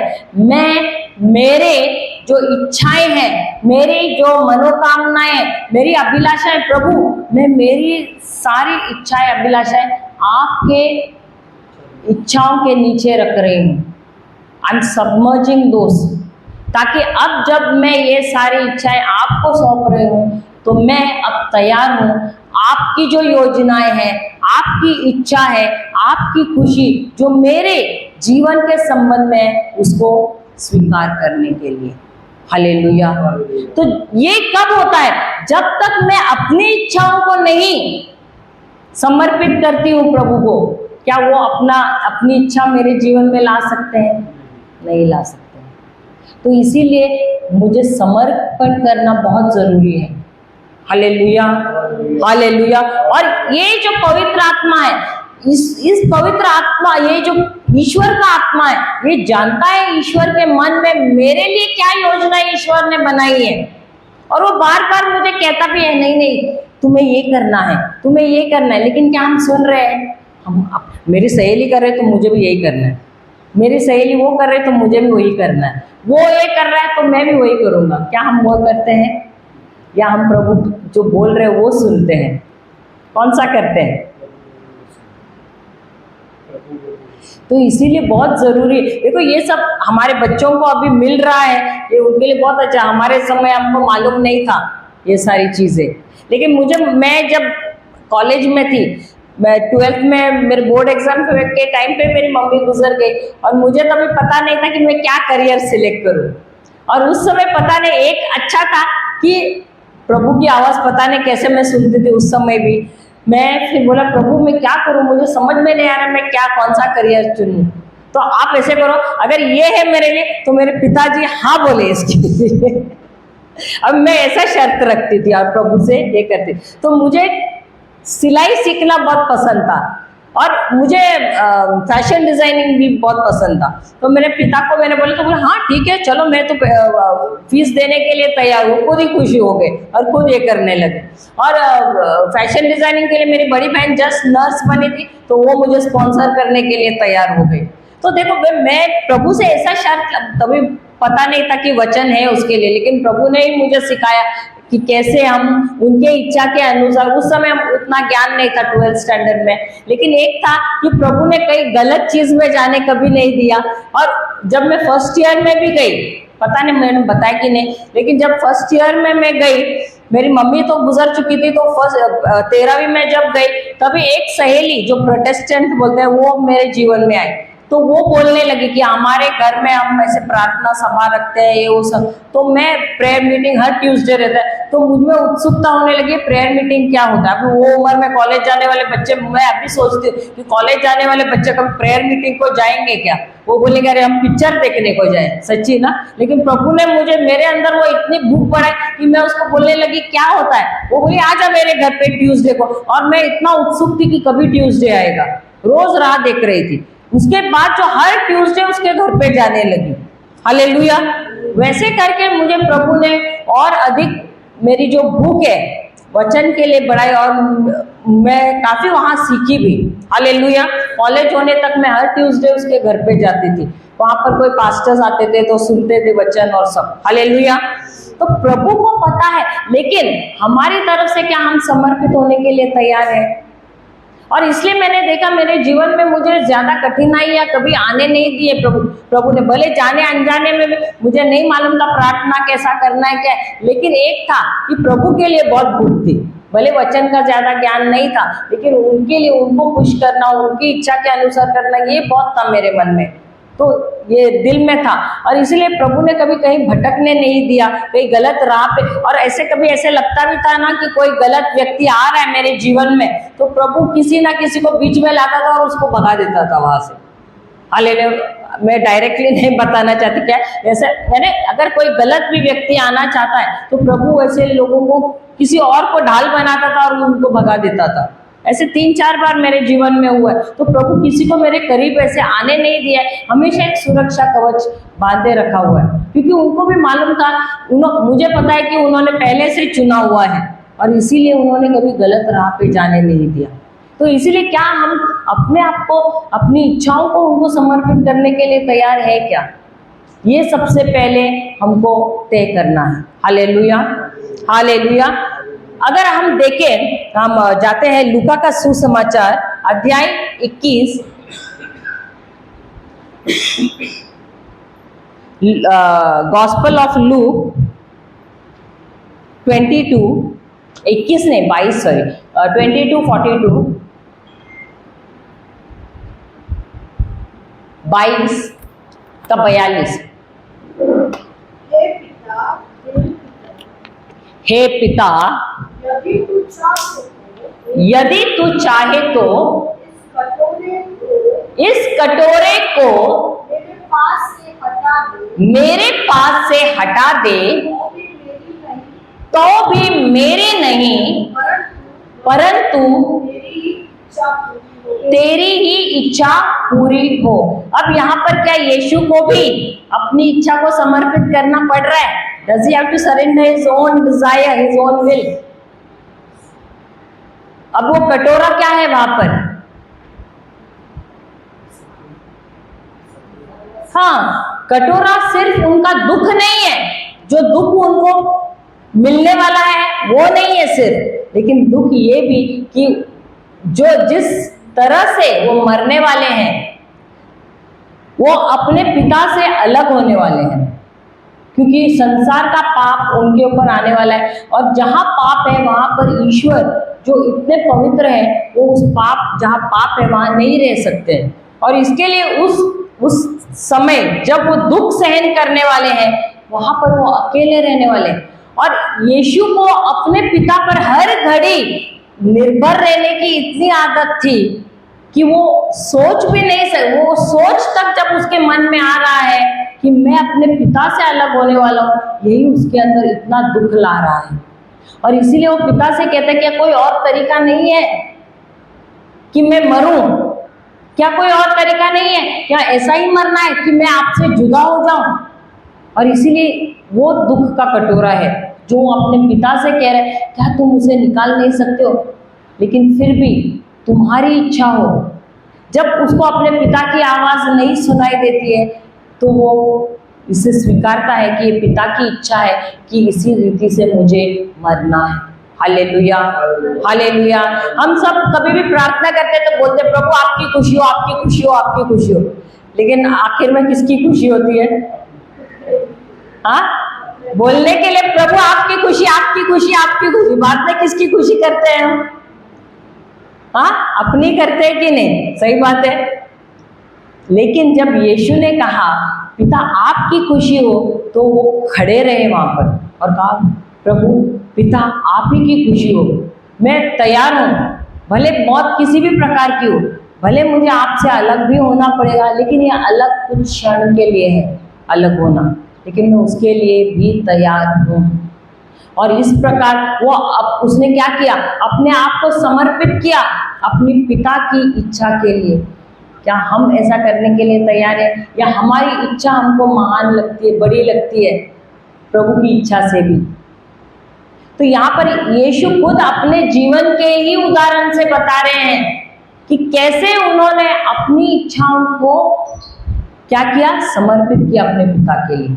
हालेलुया। और उनकी जो इच्छा है उसको अपनी इच्छा बनाई। हालेलुया।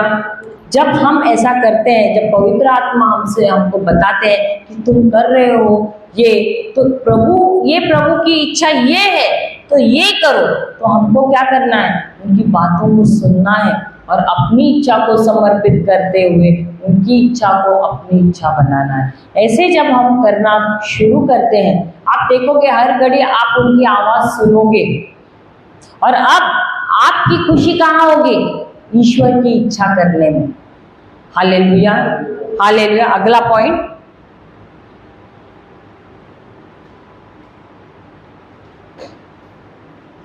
पांचवा है ना, truth. Truth, truth, aligning dash, aligning truth dash, aligning with God's word. सत्य ईश्वर के वचन के साथ। अलाइनिंग को हिंदी में क्या बोलेंगे? सहमत होना। हाँ, सहमत होना।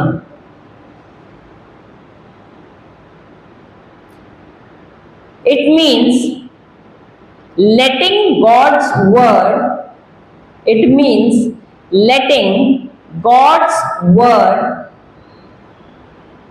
define your reality.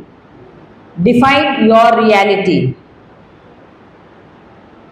It means letting God's word define your reality, not your emotions, or circumstances.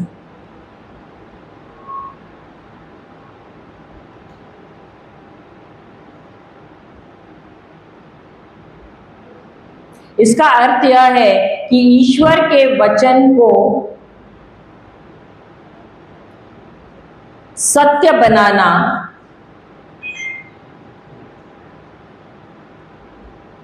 सही बनाना, ना कि अपने भावनाओं को या परिस्थितियों को, ना कि अपनी भावनाओं को या परिस्थितियों को।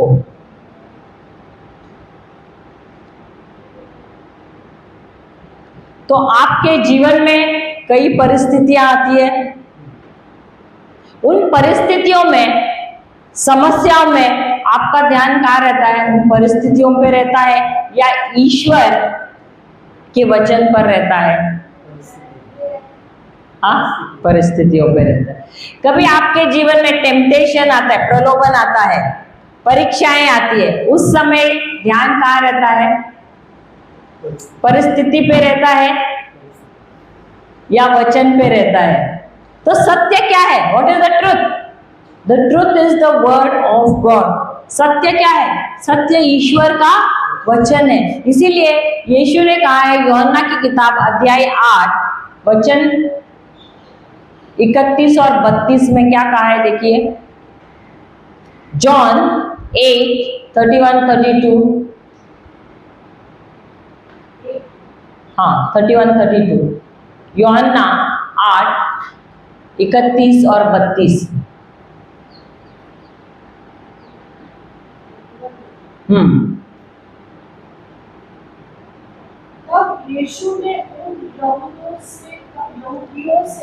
तब यीशु ने उन यहूदियों से जिन्होंने उन पर विश्वास किया था, कहा, यदि तुम मेरे वचन में बने रहोगे, यदि तुम मेरे वचन में बने रहोगे तो सचमुच मेरे चेले ठहरोगे। तो सचमुच मेरे चेले ठहरोगे। तुम सत्य को जानोगे, तुम सत्य को जानोगे सत्य तुम्हें स्वतंत्र करेगा। और सत्य तुम्हें स्वतंत्र करेगा। अब जब तुम्हारे जीवन में परिस्थितियां आती है, तुम्हारा ध्यान कहाँ रहता है? सत्य पे रहता है, झूठ पे रहता है, या हकीकत पे रहता है? हकीकत मीन्स फैक्ट, झूठ यानी लाइज, और सत्य यानी ईश्वर का वचन। किस पे रहता है? मुझ सचमुच जो बीत रहा है उस पे रहता है कि नहीं? तो शैतान क्या करता है हमारे जीवन में? जो तुम्हारे जीवन में बीत रहा है उसको दिखाता है और अपना झूठ लेकर आता है और बताता है, देखो तुम्हारे जीवन में ये हो रहा है कि नहीं, देखो हो रहा है कि नहीं, अभी तुम कुछ दिनों की मेहमान हो, तुम मर जाओगे। बोलता है कि नहीं? डॉक्टर में उसने तक ये कहा है। तो अभी तुम्हारा ध्यान कहाँ पर है? सत्य पे है या उसके झूठ पे है और हकीकत पे है? उसके झूठ पे है ना। हालेलुया। और जब जब तुम उसके झूठ पे और उस हकीकत पे बने रहोगे, क्या तुम्हारे जीवन में कभी कुछ अच्छा होने वाला है? लेकिन हमको पवित्र आत्मा क्यों दिया गया है?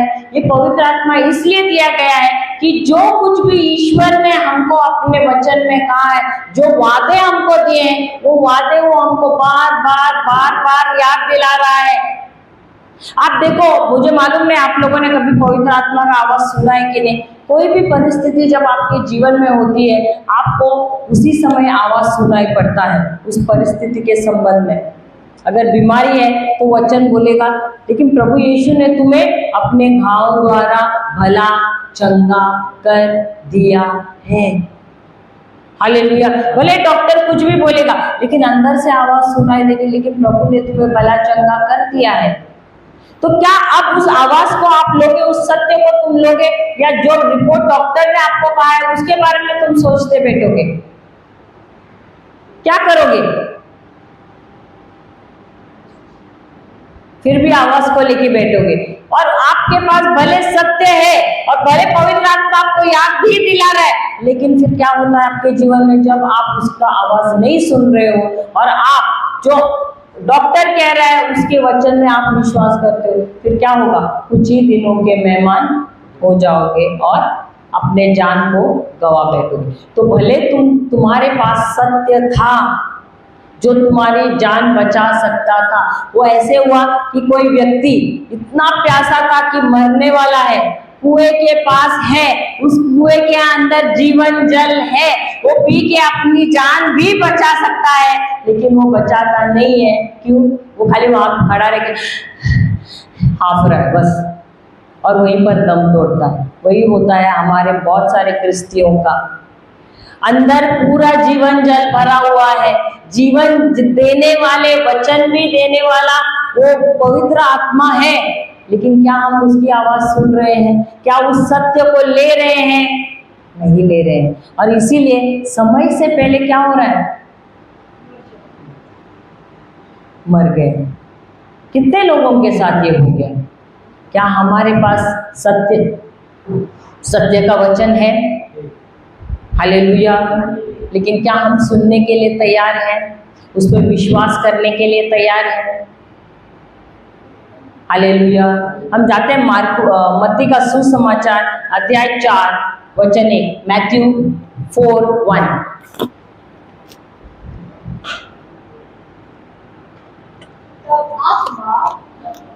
तब आत्मा यीशु को जंगल में ले गया ताकि दैट इज शैतान से उसकी परीक्षा हो, शैतान से उसकी परीक्षा हो। आगे वह 40 दिन और 40 रात निराहार रहा, यानी बिना खाने के रहा। तब उसे भूख लगी। तब परखने वाले ने पास आकर उससे कहा,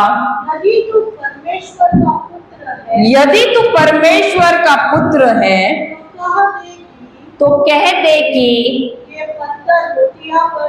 ये पत्थर रोटियां बन जाए। क्या यीशु को भी हमारे जैसी परिस्थितियों से गुजरना पड़ा? हमको भी जाना पड़ता है परीक्षाओं में, प्रलोभन में जाना पड़ता है कि नहीं?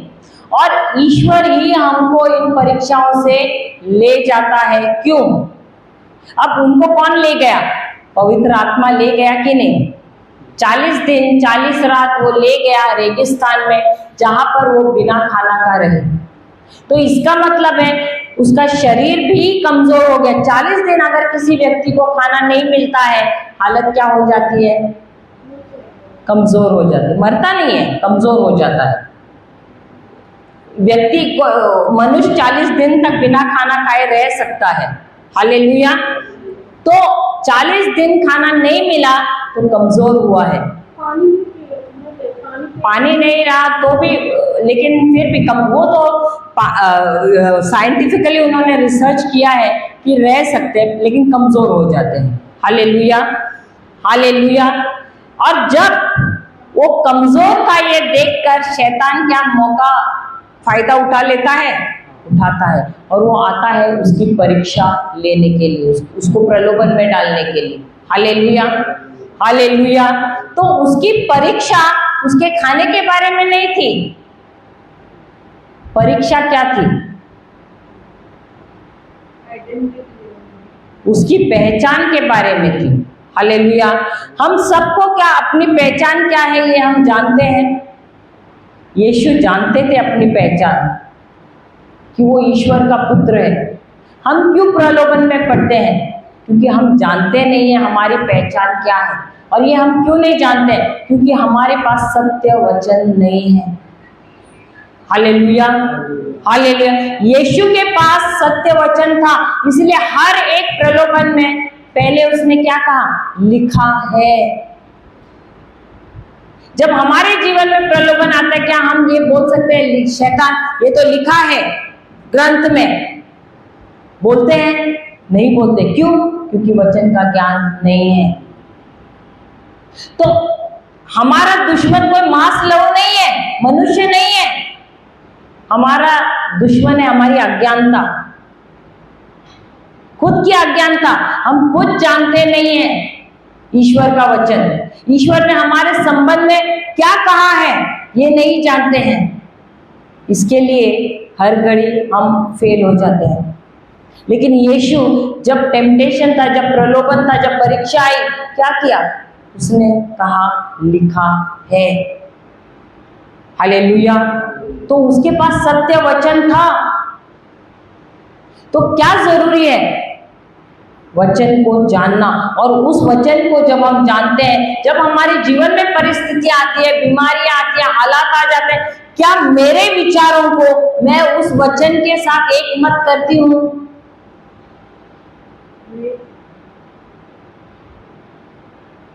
क्या हम हमारे विचारों को उस प्रभु के वचन के साथ एक मत करते हैं? और नहीं करते हैं तभी हम क्या करते हैं? हम पवित्र आत्मा को दुखी करते हैं। पवित्र आत्मा बार बार हमें याद दिलाता है, अरे ये वादा दिया गया है, इसमें विश्वास करो, उस परिस्थिति में विश्वास मत करो, उस बीमारी में विश्वास मत करो, क्योंकि प्रभु ने प्रबंध कर दिया है। और देखो ये प्रमाण है उसका।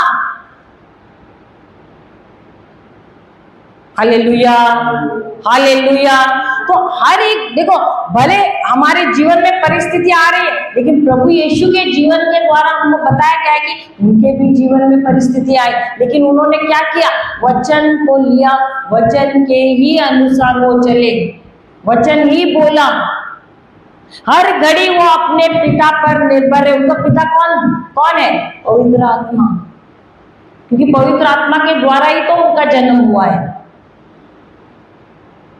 और इसीलिए उन पर हर घड़ी निर्भर थे, अपनी इच्छा नहीं की। इसलिए हर घड़ी क्या बोलते थे कि जो भी मैं शब्द बोलता हूँ वो शब्द मेरे नहीं है, वो मेरे पिता के हैं। मैं उनके शब्द सुनता हूँ, और जो शब्द सुनता हूँ वही शब्द बोलता हूँ। अगर हमारे खिलाफ कोई आता है तो हमारे मुंह से क्या शब्द निकलते हैं? तुझे मैं दिखाता हूं मैं कौन हूं। सही बात है। हालेलुया। क्या यीशु ने कभी ऐसे किया, उनके ऊपर अत्याचार किया तो तुझे मैं दिखाता हूं मैं कौन हूं? उनके पास पूरा सामर्थ्य था, पूरी सेना थी दूतों की, इस्तेमाल किया क्या? क्या उन्होंने अपने आप को समर्पित किया अपने पिता की इच्छा को लेते हुए? क्यों? क्योंकि उनको पता था शब्द, वो सत्य मालूम था कि मुझे इसी तरह से उनकी योजना में के द्वारा मुझे कार्य करना है, क्योंकि उनके पास वचन था, सत्य था।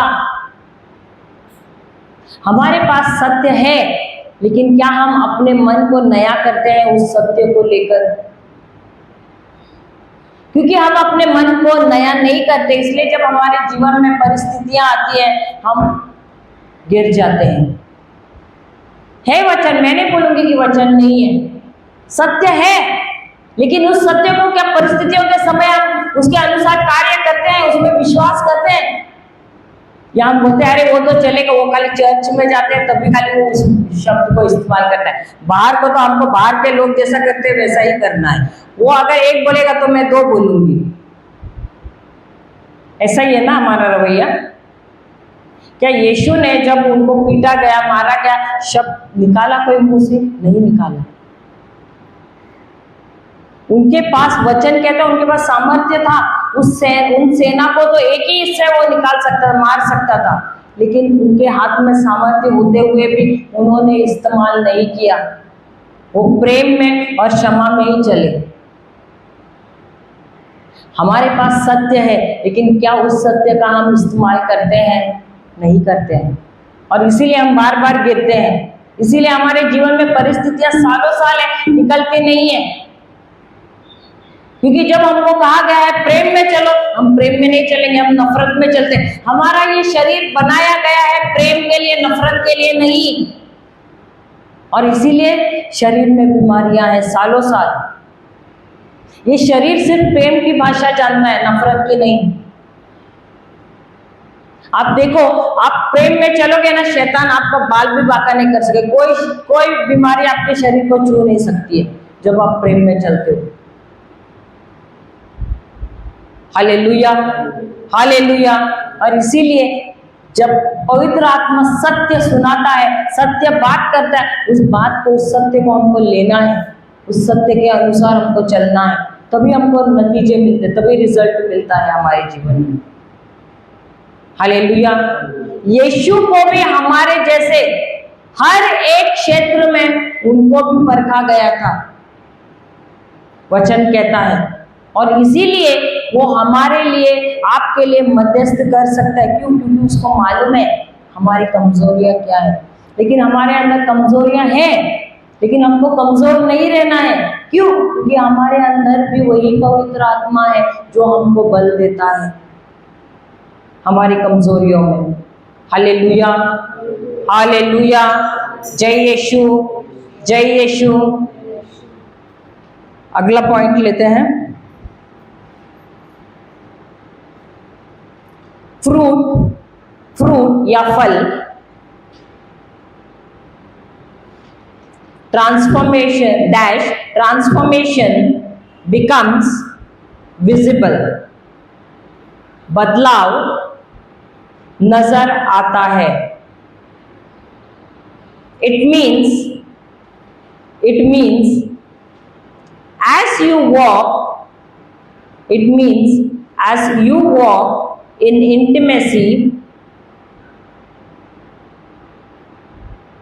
you walk in intimacy, your life naturally changes। इसका अर्थ है कि जैसे जैसे आप पवित्र आत्मा के साथ एक करीबी रिश्ते में चलते हो, तो आपके जीवन में यकीनन बदलाव आएगा ही। Right again, not forced behavior, but inner transformation।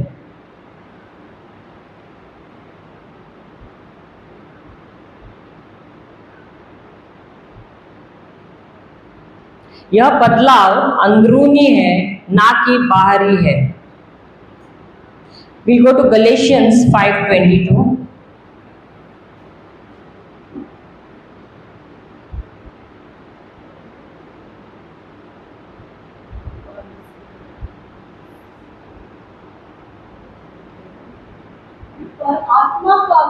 पर आत्मा का फल प्रेम, आनंद, शांति, धीरज, कृपा, भलाई, विश्वास, नम्रता और संयम है। ऐसे कामों के विरुद्ध कोई भी व्यवस्था नहीं है। तो ये जब पवित्र आत्मा हमारे अंदर आता है, वो जब आता है, वो हमारे अंदर ये फल जमा करता है। और ये जो फल है, हमको बहुत ही आसानी से उत्पन्न करनी है। थोड़ी मेहनत लगती है। क्यों? क्योंकि जो हमको नजर आता है, जो हमारे खिलाफ आता है, हमारे अंदर क्या होना शुरू होता है? गुस्सा आता है, नफरत आता है, बदले की भावना आती है। लेकिन हम इसके लिए नहीं बुलाए गए हैं। पवित्र आत्मा इसलिए हमको दिया गया है क्योंकि हम कमजोर हैं। कोई आता है खिलाफ, हम तुरंत क्या करते हैं? प्रतिक्रिया करते हैं। लेकिन हमको प्रतिक्रिया नहीं करना है, हमको जवाब देना है। कैसे? वचन जैसे हमसे कहता है उसके अनुसार जवाब देना है। जब वचन कहता है अपने शत्रुओं से प्रेम करो, क्या यीशु ने कहा है अपने शत्रुओं से प्रेम करो? कहा है कि नहीं? क्या हम करते हैं? तो हमारे शत्रु कौन है? हमारे शत्रु बाहर वाले नहीं है, हमारे खुद के घर वाले हैं। हम बाहर वालों के साथ बड़े प्यार से और बड़े मुस्कुरा के बात करते हैं, लेकिन घर वाले जब आते हैं ना तो उनके साथ हमारी तू में होती है कि नहीं? हाँ, तो दुश्मन कौन है? घर पे ही है दुश्मन, बाहर नहीं है। बाहर वालों को हम निपटते क्योंकि पूरा टाइम बाहर वालों के साथ नहीं रहते, पूरा टाइम घर वालों के साथ रहते हैं। तो इसलिए घर वाले भी हमको, हम भले प्रार्थना से भी आते हैं ना, और हम थोड़ा भी ये करेंगे तो बोलते हैं मालूम है भाई अभी जरा प्रार्थना से आइए करके अच्छी तरह से दिखा रही है, तुम्हारे रग रग से हम वाकिफ है। Hallelujah, hallelujah. तो हमको क्या हो जाता है? गुस्सा आ जाता है। सही बात है। अब प्रार्थना में वो गए हैं कि हम गए हैं, लेकिन गुस्सा उनको आना चाहिए कि हमको आना चाहिए? गुस्सा आता किसको है? जो प्रार्थना में जब शिक्षा लेके आए उसको ज्यादा गुस्सा आता है। सही बात है। लेकिन प्रभु कह रहे हैं कि मैंने तुम्हें आत्मा का फल दिया है, और वो है प्रेम है, और क्या है? विश्वास है, आनंद है, सौम्यता है, भलाई है, कृपा है, हाँ, धीरज है। ये सारी चीजें मैंने दी है। तो तुमको अगर ये सारी चीजें दी है, तुम क्या कर रहे हो? अभी आपने कभी देखा है आम का पेड़ यहाँ पर है, उसने कितनी मेहनत की, इस बार फल आए थे ना, बहुत मेहनत किया, फिर फल आया। पेड़ मेहनत करता है क्या फल लाने के लिए? अभी औरत को बच्चा ने तो मेहनत करना पड़ता है, आखिर में पेड़ को करना पड़ता है क्या? वो भी करके फल लाता है क्या? फल आसानी से आ जाता है? आ जाता है ना। सही बात है। तो फल हमारे अंदर है, ये फल को हमको बाहर लाना है, और ये आसान होना चाहिए। कैसे? जब हम पूरा ध्यान उस वचन पे लगाते हैं, पवित्र आत्मा के साथ बातें करते हैं, प्रभु मुझे ये आत्मा के फल में चलना है, प्रभु मुझे प्रेम में चलना है, आप मुझे सिखाओ कि मैं कैसे प्रेम करूं। तो टेस्ट आएगा, बोलना ही बस हुआ, टेस्ट आएगा। लेकिन जब टेस्ट आता है उस समय आप जाते हो डिशुम के लिए, या पवित्र आत्मा को बोलते अभी मेरी मदद करो, टेस्ट आया है, मैं अपने बल से नहीं जाती हूँ, आप मुझे सिखाओ। कौन सा करते हो? तो बोलते पवित्र आत्मा जरा बाजू हटो, मैं जरा दिखाऊं उसको मैं कौन हूं। ऐसे करते हो क्या? बाद में पूरे लाल पीले नीले सब कलर आ जाते हैं चेहरे पे। हाँ, कौन सा करते हो? वही वो बोलता है तुम्हारे अंदर आत्मा के फल है, क्या उसको तुम उत्पन्न कर रहे हो? फल किसके लिए है? पेड़ के लिए, दूसरे के लिए। तो फल मेरे अंदर है, वो फल क्या मुझे अंदर ही जमा करने के, दूसरों को देने हैं। इतने सालों से जमा करके ही रखे थे, देना नहीं है, पकड़ के रखना है, मेरे को मुझे खाना है। वो फल मेरे लिए नहीं है, मुझे देना है। आ रहा है नफरत से, ये ले प्रेम का फल। वो आ रहा है झगड़ा करने के लिए, उसको लो शांति का फल। हाँ, कर रहे हैं क्या वैसा? कोई दुखी है उसको ये ले आनंद का फल। लेकिन हमने क्या किया है? और चाहिए, जमा करके सब रखा है। सही बात है। तो पवित्र आत्मा क्यों दिया है? हमारी मदद करने के लिए। ये फल कैसे मैं बाहर लाऊं? दिए हैं, जमा किए, उसको मैं कैसे बाहर लाऊं, कैसे दूसरों के जीवन में उसको इस्तेमाल करूं, ये सिखाने के लिए आया है। लेकिन क्या मैं उसके साथ बात करती हूँ, उसको बताती हूँ मेरी समस्या, कि मेरी ये समस्या, ये बहुत बड़ी कमजोरी है मेरी, मुझे गुस्सा बहुत आता है, मैं क्षमा नहीं कर पाती हूँ। तो मुझे, आपको ईश्वर ने मुझे इसलिए दिया ताकि मेरे अंदर परिवर्तन आए, और मेरा ये जो स्वभाव जो है ये आ जाए, प्रभु यीशु के स्वभाव में बदल जाए। तो अगर मेरे अंदर प्रभु यीशु का स्वभाव आना चाहिए तो आप मुझे सिखाओ। शुरुआत में फेल हो जाओगे, गिरोगे। अगर एक बच्चा, 1 साल का बच्चा चलना सीख रहा है और गिर रहा है, तो मम्मी बोलती बच्चा आप इसे मत चलना, तू इधर ही बैठना। आपने ऐसे ही किया क्या? तो आप क्यों फिर ऐसे बैठ के देख रहे हैं? वो गिर रहा है तो आपने उठाया थोड़ा उसको, या उसको दो लगाए, गिरा क्यों करके? चलने को नहीं आता है क्या? ऐसा किया क्या?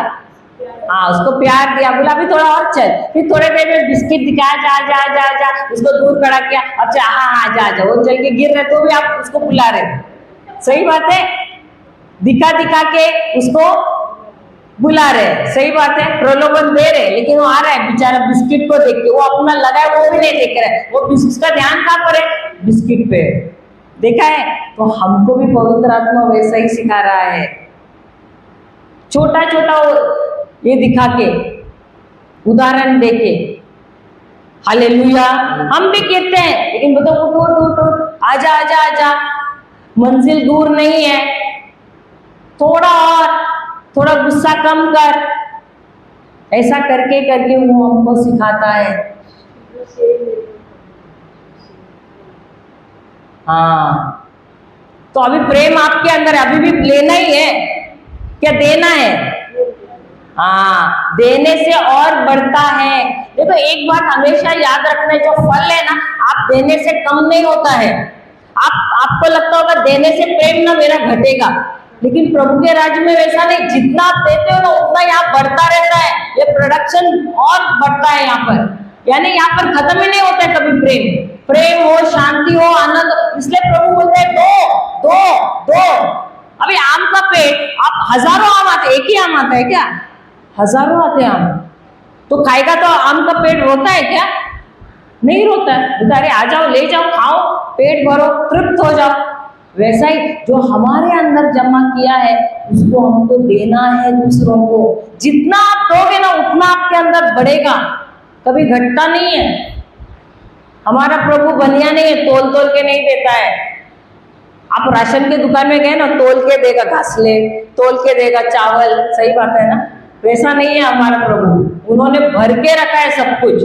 आप एक दोगे ना, वहां पर और उससे कई गुना और बढ़ता रहेगा। तो प्रेम देने में कंजूसी मत करो, आनंद देने में कंजूसी मत करो, दूसरों के साथ धीरज में रहने में कंजूसी मत करो, क्योंकि जितना तुम दोगे उतना तुम्हारे अंदर बढ़ता है। Hallelujah, hallelujah. ये हमारा मतलब मनुष्य लोगों का ये छोटा सा है, वो सोचता है देने से कम होता है। हमको बचपन से सिखाया, 4 में से 2 देंगे तो कितना रहता है? 2। सही बात है, लेकिन प्रभु के राज्य में वैसा नहीं है,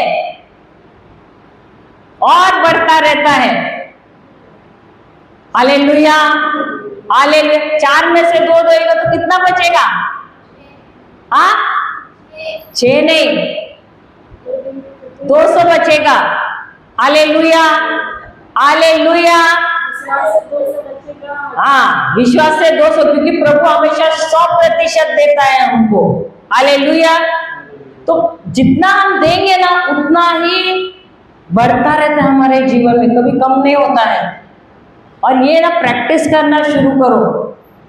और भले लोग आपके खिलाफ आएंगे, आपके घर वाले खिलाफ आएंगे, आपका काम क्या है? मुझे आत्मा के जो फल मेरे अंदर है उसमें ही मुझे चलना है। वो मुझे नफरत कर रहा है, मैं उसे प्रेम ही दूंगा।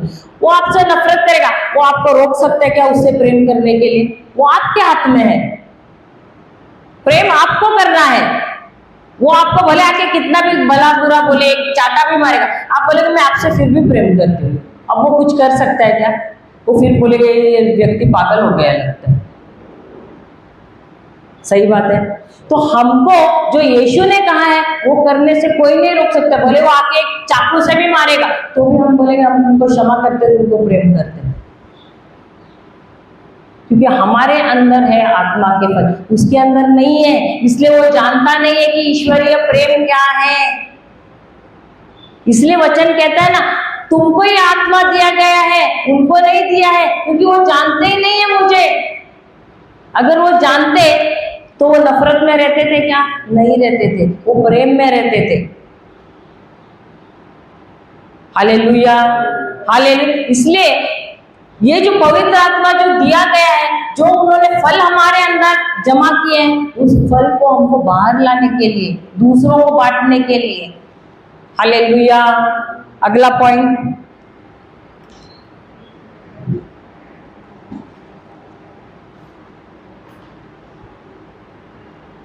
लास्ट पॉइंट है। ये कौन सा था? 6th था ना।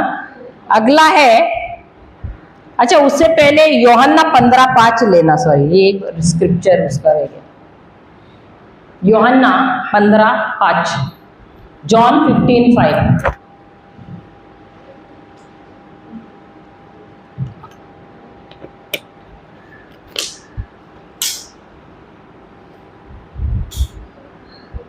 मैं दाखलता हूँ, मैं दाखलता हूँ, डालियाँ हो, तुम डालियां हो, मुझमें बना रहता है, तो जो मुझ में बना रहता है मैं उसमें वह बहुत फल फलता है, वह बहुत फल फलता है, क्योंकि मुझसे अलग होकर मुझसे अलग होकर कुछ भी नहीं कर सकते। तुम कुछ भी नहीं कर सकते। अभी आपने दाखलता देखा रहेगा, उसके अंदर डाली रहती है। उस डाली को अगर अलग किया, वो डाली कैसी रहेगी? जिंदा रहेगी क्या सूख जाएगी? कुछ समय में सूख जाएगी। क्यों? क्योंकि जो वो दाखलता है, उसके अंदर से, उसके तने में से जो रस, जो पोषण, जो पानी है, जो कुछ भी है, क्या उस डाली में अब जाएगा? उसके काटने के बाद नहीं जाएगा। तो यहाँ पर यीशु वही कह रहा है, हम क्या है? हम उस दाखलता के हम डालियां हैं। यीशु है सच्चा दाखलता और हम सब उसकी डालियां हैं। अगर हम उनमें जुड़े रहेंगे तो वो कहते हैं जब तक हम उसके अंदर जुड़े हैं तो हमारा स्वभाव किसके जैसा होगा? उनके जैसा होगा। लेकिन अगर हम उनसे अलग हो गए तो अब हमारा स्वभाव होगा क्या उनके जैसे? नहीं। क्यों? क्योंकि जो उनके अंदर की अच्छाई है, भलाई है, प्रेम है, शांति है, क्षमा है, आनंद है, ये सारी चीजें क्या अब हमारे अंदर आ जाएंगी अगर हम उनसे अलग हो जाएंगे? नहीं। इसीलिए वो कहता है अगर तुमको फल लाना है तो तुमको, यानी मेरे राज्य के फल लाने हैं तो तुमको मुझ में जुड़ा हुआ रहना पड़ेगा। अगर तुम मुझ में जुड़े हुए नहीं रहोगे तो क्या होगा? क्या होगा? किसके फल लाओगे? शैतान के राज्य के।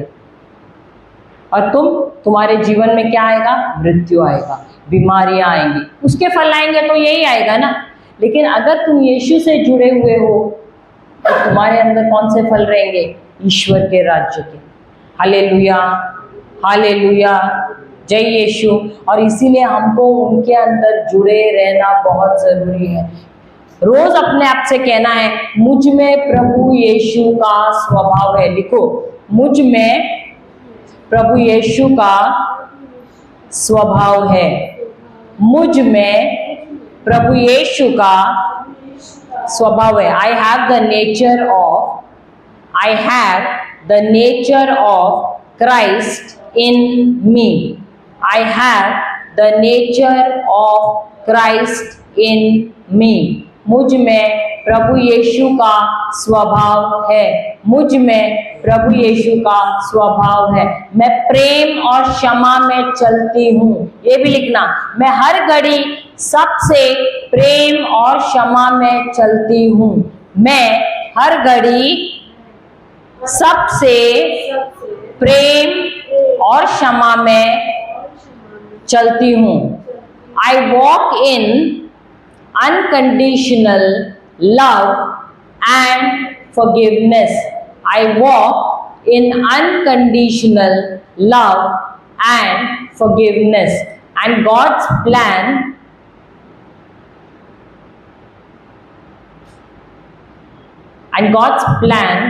manifests in me. और ईश्वर की योजना मेरे जीवन में प्रकट होती है। मैं प्रभु यीशु के प्रेम में और क्षमा में चलती हूँ और ईश्वर की योजना मेरे जीवन में प्रकट होती है। हालेलुया। अभी आखिरी पॉइंट, 7वां पॉइंट है फेलोशिप। फेलोशिप उनके साथ मेल मिलाप रखना,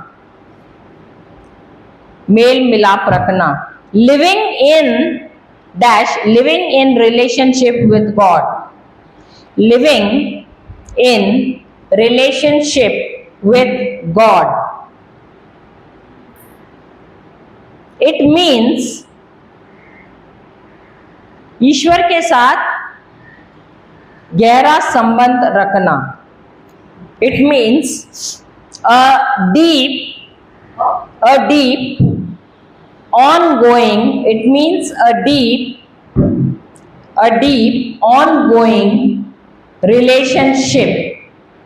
It means a deep ongoing relational walk with God, a deep ongoing relational walk with God, not occasional encounters, not occasional encounters। यह एक गहरा रोजमर्रा का